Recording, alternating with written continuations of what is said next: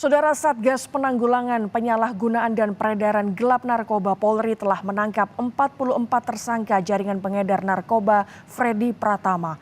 Terbaru, polisi menangkap 5 tersangka lagi terkait tindak pidana pencucian uang hasil jual beli narkoba.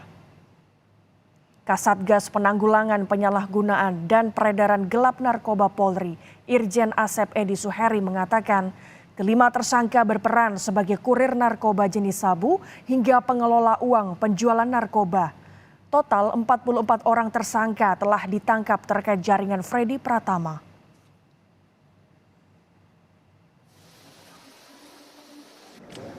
Adapun perkembangan penanganan perkara dari 39 tersangka jaringan EP yang telah ditangkap antara lain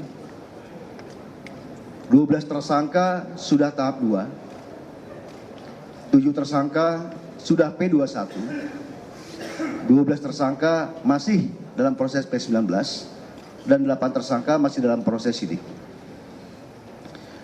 Kemudian Satgas Penanganan Narkoba juga melakukan penangkapan kembali terhadap 5 tersangka jaringan EP yang terkait dengan TPA dan TPPU narkotika. Sehingga total tersangka yang ditangkap oleh Satgas Penanggulangan Narkoba sebanyak 44 tersangka.